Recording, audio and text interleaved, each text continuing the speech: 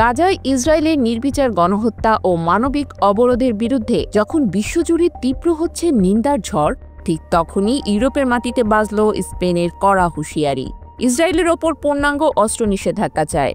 আর এই আহ্বানের ডাকেই দিশেহারা হয়ে পড়েছে তেল আবিব। আতঙ্ক ছড়িয়ে পড়েছে দখলদার গোষ্ঠীর অভ্যন্তরে। গত মঙ্গলবার জেরুজালেমে এক আন্তর্জাতিক সম্মেলনে ইসরায়েলি পররাষ্ট্রমন্ত্রী গিদেওন সার একরকম ভীতকণ্ঠে বলে ওঠেন, যদি এই নিষেধাজ্ঞা কার্যকর হয় তাহলে ইসরায়েলের ধ্বংস অনিবার্য। আমরা দ্বিতীয় একটি হলোকস্টের মুখোমুখি হব। মিডল ইস্ট আই বলছে, স্পেনের স্পষ্ট অবস্থান এবং ইউরোপীয় দেশগুলোর সম্মিলিত চাপে ইসরায়েলি নেতৃত্বে এক প্রকার আতঙ্ক ছড়িয়ে পড়েছে। স্পেনের পররাষ্ট্রমন্ত্রী জোসে মানুয়েল আলভারেস এই সপ্তাহে মাদ্রিদ গ্রুপ নামের একটি বৈঠকে তিনি বলেন, অবিলম্বে ইসরায়েলের ওপর অস্ত্র নিষেধাজ্ঞা দিতে হবে। সেখানে উপস্থিত ছিল ফ্রান্স, যুক্তরাজ্য, জার্মানি, ইতালি, তুরস্ক, সৌদি আরব, মিশর ও ব্রাজিল সহ একাধিক প্রভাবশালী দেশ।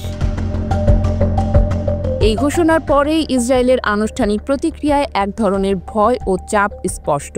বিশ্লেষকরা বলছেন, স্পেনের নেতৃত্বে ইউরোপ যদি এই পথ ধরে এগোয় তাহলে যুক্তরাষ্ট্র ছাড়া আর কোনো শক্তিশালী রাষ্ট্র ইসরায়েলকে অস্ত্র যোগান দিতে এগিয়ে আসবে না। এরই মধ্যেই ফ্রান্স, যুক্তরাজ্য এবং স্পেন কিছু অস্ত্র রপ্তানির লাইসেন্স বাতিল করেছে বা স্থগিত রেখেছে। এদিকে স্পেন সহ ইউরোপের বড় ৩ দেশ যুক্তরাজ্য, ফ্রান্স ও কানাডা এক যৌথ বিবৃতিতে হুঁশিয়ারি দিয়েছে, নেতানিয়াহু সরকার সামরিক অভিযান বন্ধ না করলে ও অবরুদ্ধ গাজায় সহায়তা প্রবেশের অনুমতি না দিলে কঠোর পদক্ষেপ নেওয়া হবে।